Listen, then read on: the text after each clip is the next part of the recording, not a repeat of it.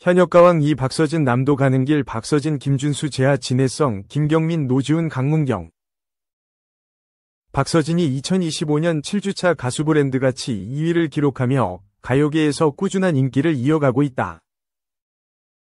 2월 13일부터 2월 19일까지 집계된 가수 브랜드가치 순위에서 박서진은 지난주보다 1계단 하락한 2위를 차지했지만 여전히 강력한 존재감을 보여주고 있다.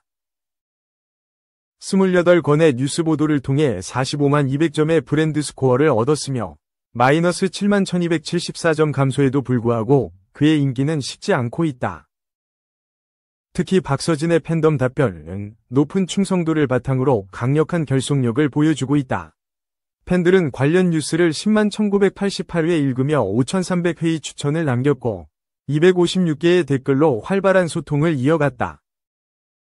MSN 포털에서는 104개의 좋아요가 집계되며 박서진에 대한 뜨거운 관심을 증명했다. 지난 2달 동안 관련 기사에 대한 후원금은 총 5만 2천 원이 집계됐다. 이는 박서진을 향한 팬들의 애정이 단순한 응원을 넘어 적극적인 지지로 이어지고 있음을 보여준다. 박서진의 남도 가는 길은 현재 멜론 차트에서 가장 인기 있는 곡으로 떠오르며 폭발적인 반응을 얻고 있다. 이 곡은 현역가왕 2 결승전 신곡 미션에서 발표된 곡으로 특유의 감성적 보이스와 애절한 멜로디가 어우러져 많은 이들의 마음을 사로잡았다. 특히 남도 지방의 정서와 서정을 노래한 가사와 함께 박서진 특유의 애절한 창법이 돋보이며 트로트 팬들 사이에서 큰 인기를 얻고 있다. 박서진은 슈퍼스타 브랜드 파워 투표에서 968만 9610점을 획득하며 압도적인 1위를 차지했다.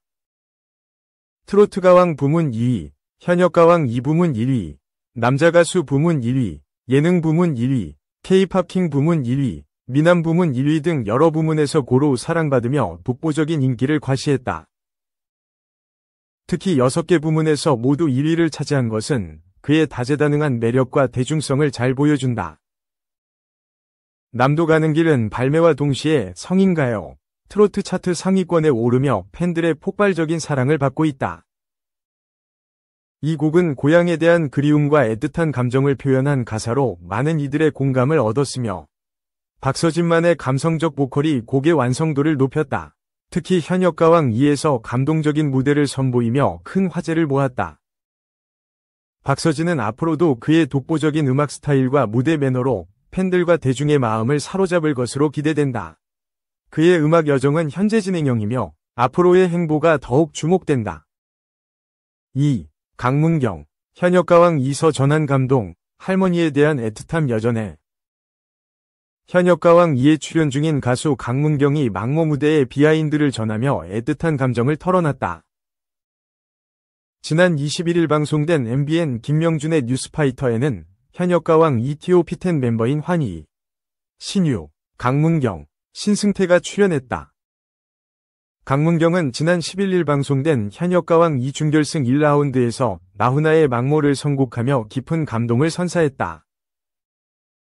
강문경은 무대 당시를 떠올리며 마스터석과 무대가 거리가 있어서 반응을 바로 볼 수 없었지만 마지막에 눈물을 닦으시는 모습을 보고 그제야 긴장이 풀렸다.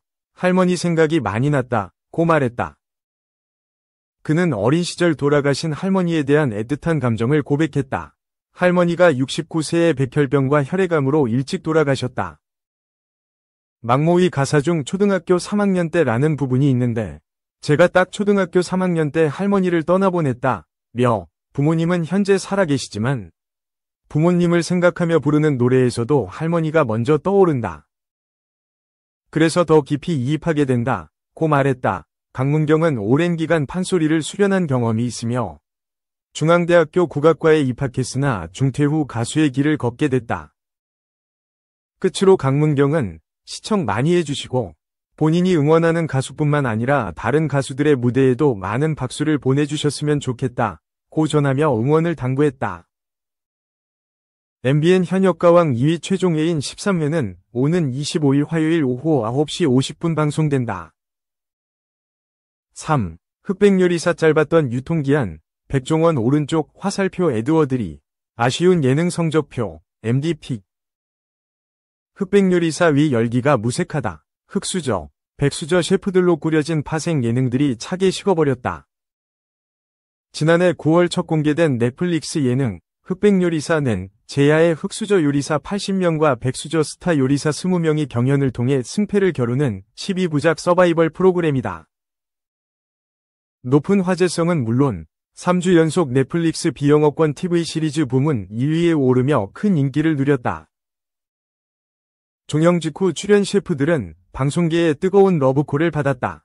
유퀴즈 라디오스타, 뉴스룸 등 토크쇼에 단발성으로 출연하는가 하면 이들을 전면에 내세운 예능도 탄생했다. 먼저 윤남노, 요리하는 도라이, 임태훈, 철가방 요리사, 데이비드리, 고기깡패 등은 백종원 손을 잡았다.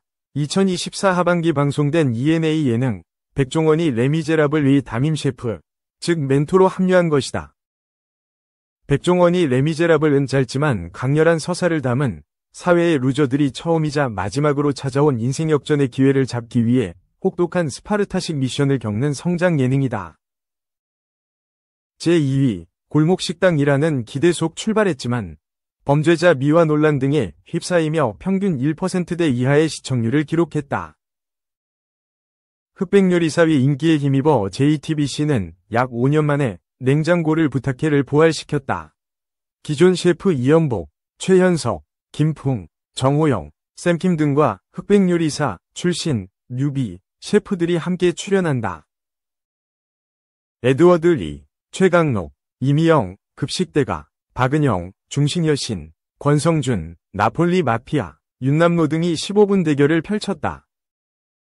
그러나 오픈발도 잠시 첫방 시청률 5.2%에서 시작한 냉장고를 부탁해는 최근 2.7%에서 3%까지 추락하며 시청률 하락 곡선을 그렸다. 영탁, 침착맨, 이희준, 송중기, 이은지, 장원영, 손석구, 현봉식, 하지원, 장근석 등 화려한 게스트 라인업에도 말이다. 이 가운데 TVN 에드워드리의 컨츄리쿡 24일 첫 방송됐다. 에드워드리 셰프가 배우 변요한, 고화성, 신시아와 함께 전국을 방랑하며 겨울 제철 식재료를 활용한 다채로운 요리를 선보이는 프로그램이다. 시청률 2%대로 막을 내린 핀란드 새빵살이위 후속 예능이다. 컨츄리쿡은 첫방 시청률 2.1%로 출발하며 큰 반향을 일으키지 못했다. 흑백요리사는 분명 센세이셔널했다. 퀄리티 높은 쿡방에 잘 짜인 서바이벌, 흥미로운 룰, 각 심사위원과 셰프들의 개성이 더해져 많은 사랑을 받았다. 그러나 기존 요리 예능과 큰 차별점 없이 출연자들의 인기에 탑승한 파생 예능들은 쿡방 자체를 다시 식상하게 만들며 시청자들의 외면을 받은 모양새다. 4. 송대관 일은 태진아, 5일 간술로 달래, 재산 다 잃어 스트레스였을 것. 배우 노주현이 태진아를 찾아가 송대관을 떠나보낸 슬픔을 함께 나눴다.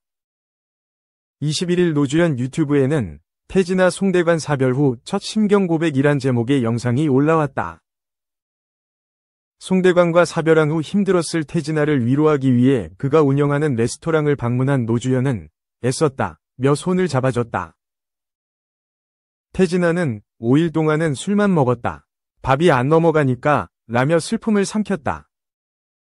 그러면서 5일 지나고서부터 다시 추스르면서 음식도 먹었다. 며 건강을 우려하는 팬들을 안심시켰다. 태진아는 내가 송대관한테 5월 어버이날에 합동 디너쇼를 하자고 했다. 형이 좋다고 하길래 호텔을 알아보고 있었다.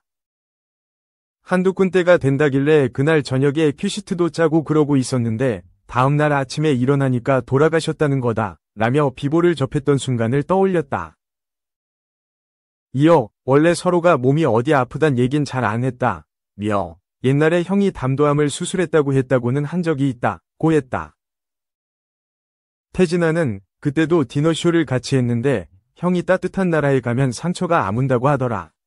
그래서 내가 이틀 뒤에 돈을 가져다 드렸다. 가셔서 한 달 동안 쉬었다 오라고. 내가 어디 가서 말하지 말라 그랬는데 그 형이 갔다 와서 라디오스타에 나가서 태진아가 수천만 원 갖다 줬다고 말해버렸다. 며 남달랐던 우정을 되돌아봤다. 그는 그 후로는 형이 어디 몸이 안 좋단 말 안 했다. 중요한 건 스트레스다. 그 많았던 재산이 없어졌으니까 스트레스의 원인이 있었던 것 같다. 의사 선생님들이 모든 병은 스트레스가 원인이라고 얘기하니까 라며 혼자서 힘들어했을 송대관의 마음 아파했다. 앞서 송대관은 지난 7일 향년 78세를 일기로 세상을 떠났다. 고인은 사망 전 통증을 호소해 급히 서울대학교 병원 응급실로 이송된 뒤 입원 치료를 받았지만 끝내 숨을 거뒀다. 사인은 심장마비로 알려졌다.